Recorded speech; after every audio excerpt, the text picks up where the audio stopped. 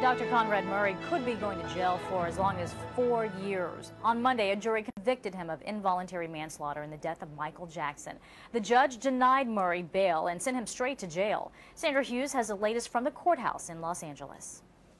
Dr. Conrad Murray was led away in handcuffs, found guilty of involuntary manslaughter in Michael Jackson's 2009 death. The judge said Murray is a risk to society. Dr. Murray's reckless conduct in this case poses a demonstrable risk to the safety of the public. The jury sided with the prosecution. They agreed that Dr. Murray administered a fatal dose of the anesthetic propofol to the pop star in the run-up to his big concert comeback. Our sympathies go out to the Jackson family at this time for the loss that they have suffered. Not a pop icon, but a son and a brother. Jackson's fans and supporters erupted in cheers outside the courthouse. We had no doubts. That's why we're here. Family members have been in court throughout the trial. Jackson's sister LaToya expressed her joy. Michael was watching over us. He was watching over us. Happy? Yes, very happy. Jurors deliberated less than 9 hours and were escorted out of the building after the verdict was read. Murray's lawyers left the courtroom without commenting. The defense tried to portray Jackson as an addict, desperate for sleep.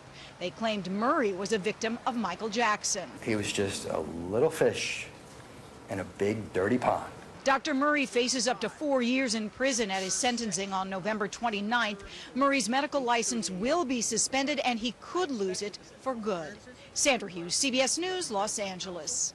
And for more on the verdict, we are joined by Annemarie McAvoy. She's a law professor at Fordham University and a former federal prosecutor. Thanks for being with us. Thank you for having me. All right, so what do you think was the determining factor here?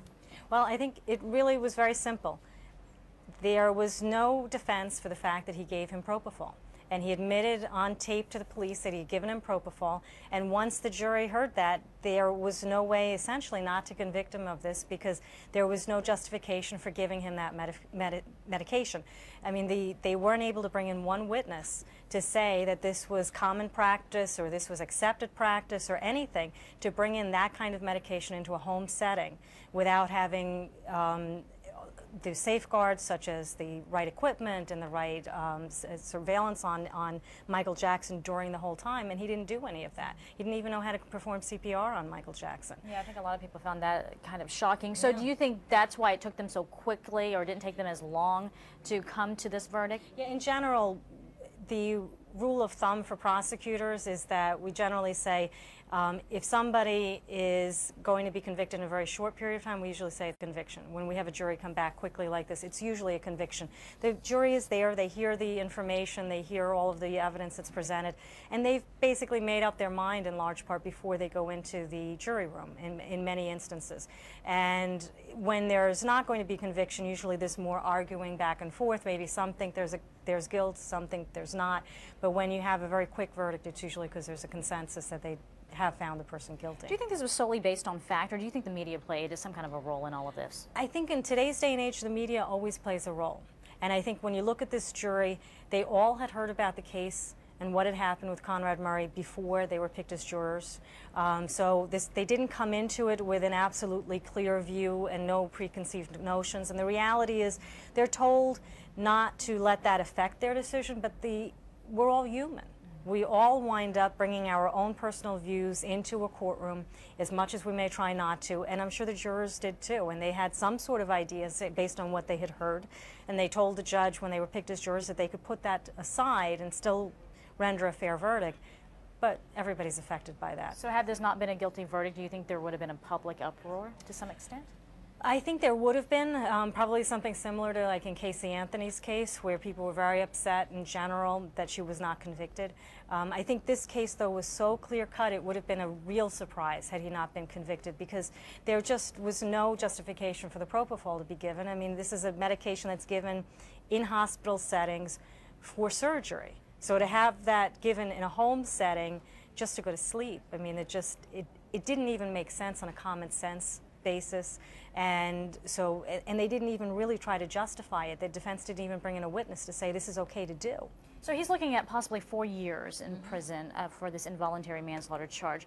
But with the overcrowding system in California, we saw Lindsay Lohan, what, less than 5 hours for a 30-day sentence. Is he going to see some jail time? That's a good question. I mean, I think that they will probably try to find a way to have him spend at least some time in jail, since this is a case the entire world has been watching very carefully. So everybody's going to want to see how much time he spends in jail. But with the crowding situation in the jails there, it's likely he's certainly not going to serve a full 4 years.